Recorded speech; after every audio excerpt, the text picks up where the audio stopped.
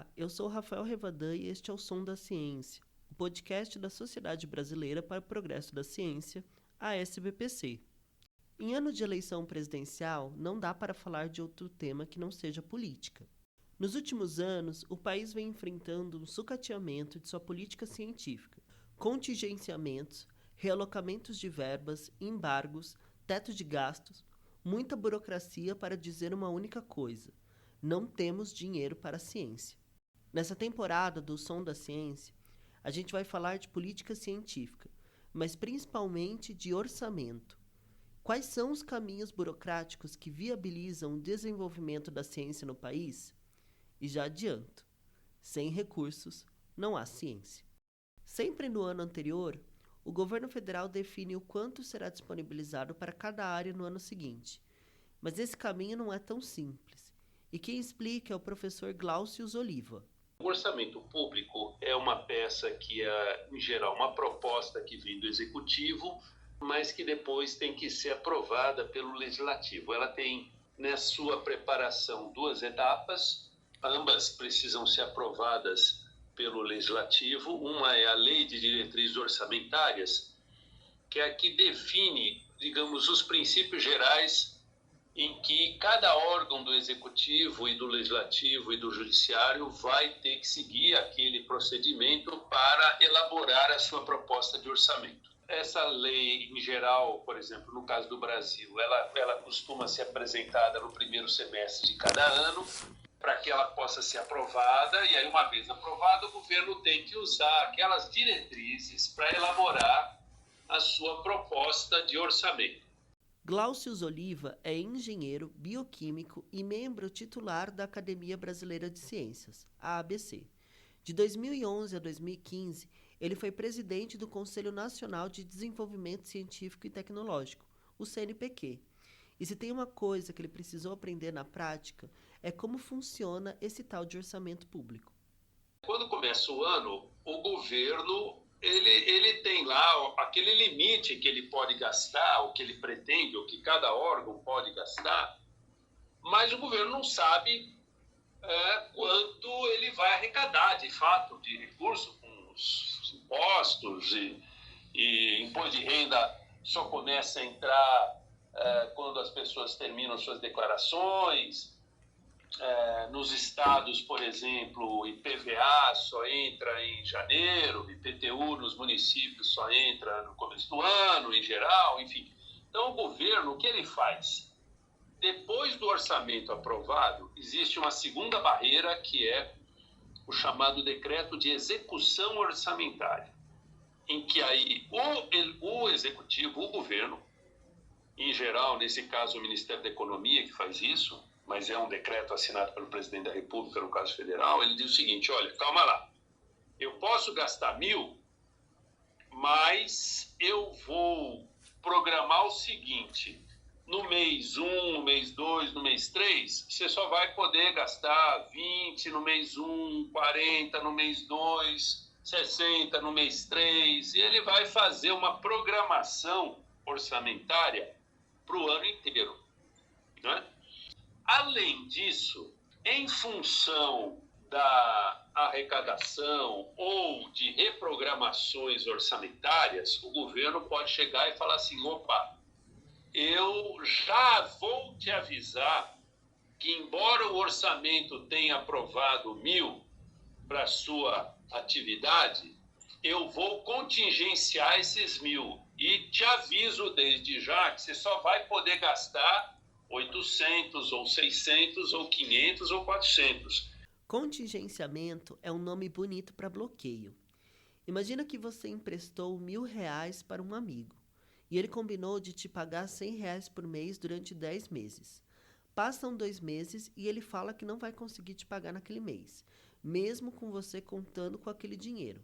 No mês seguinte, esse amigo fala que não vai te pagar de novo. E no outro, ele fala que suspendeu todos os pagamentos por tempo indeterminado. É isso que está acontecendo no país, e não só na ciência, mas na educação e na saúde também. E é claro, o governo não pode bloquear tudo, mas existem despesas que permitem essa manobra. Como a gente sempre ouve falar, vai ter que para respeitar o teto de gastos, o governo vai ter que cortar mais tanto de orçamento. E aí dizia, o MCTI vai ser cortado de tanto, o MEC vai ser cortado de tanto. Ele tem que cortar nas despesas discricionárias, aquela na qual o governo pode cortar, né?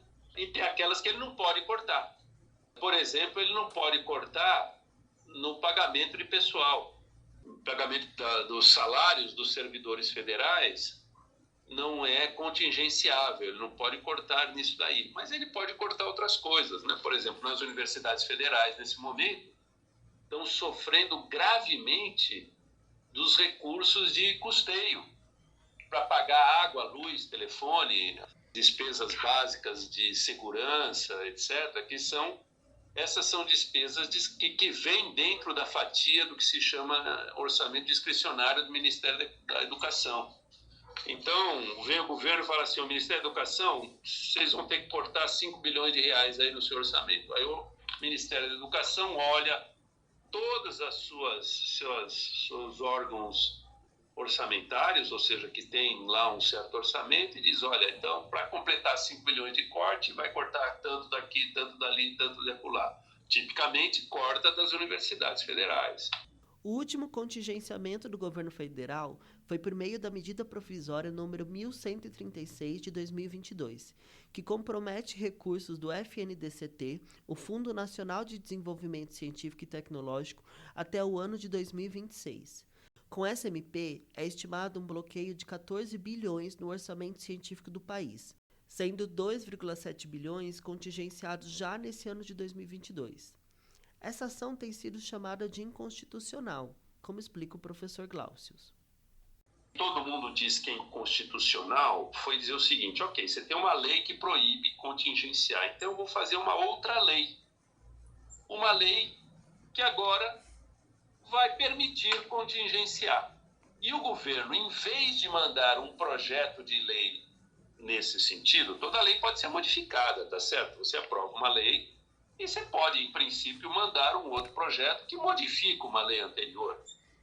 Isso é parte do sistema legislativo de qualquer lugar do mundo. Só que existem regras. Por exemplo, uma regra é que você não pode, dentro de um mesmo exercício legislativo, ou seja, dentro do mesmo ano, aprovar uma lei e depois aprovar outra lei que cancela a lei anterior. Segunda coisa que o governo fez é que ele não mandou um projeto de lei. Ele mandou uma medida provisória. No Brasil, a Constituição prevê isso, que você tem medidas provisórias. E medida provisória que ela é uma lei. Só que é uma lei produzida por decreto e que tem 90 dias de validade. Se em 90 dias aquela lei não for votada e aprovada pelo Congresso Nacional, ela caduca, como a gente usa o termo, né? Ela perde a sua validade. E o governo fez isso para poder usar parte desse dinheiro para seus próprios interesses, Auxílio Brasil, fundo eleitoral, orçamento secreto, emendas, né, de relator, que eram as moedas que o governo usou como troca para fazer essa lambança na eleição que a gente tem visto aí, né? Para o professor, o governo federal sabe que essa medida provisória não deve ser votada e muito menos aprovada. Só que o seu estrago já foi feito, porque após os 90 dias, quando ela caducar, ou seja, perder a sua vigência, o Ministério da Ciência não terá tempo hábil para utilizar os recursos bloqueados. E no fim do ano, o que não foi usado volta para a gestão do governo federal. Enquanto estávamos produzindo esse episódio, o governo federal fez uma nova medida, um decreto publicado na última quarta-feira, dia 5 de outubro, que bloqueou mais de 580 milhões do orçamento das universidades públicas federais, dos institutos federais, dos CONFETs, os Centros Federais de Educação Tecnológica, e do Colégio Pedro II.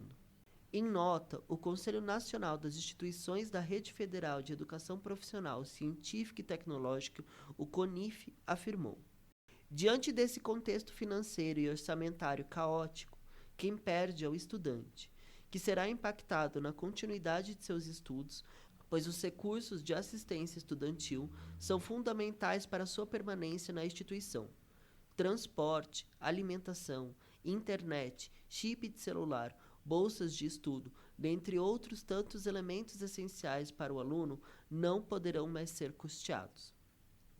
Além do CONIF, a Associação Nacional dos Dirigentes das Instituições Federais de Ensino Superior, a ANDIFES, e as entidades que compõem a Iniciativa para a Ciência no Parlamento, o que inclui a SBPC, já se manifestaram contra esse cenário.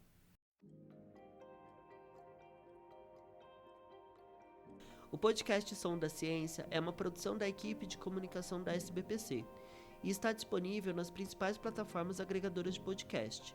Ouça, compartilhe e assine o feed para receber todos os novos episódios.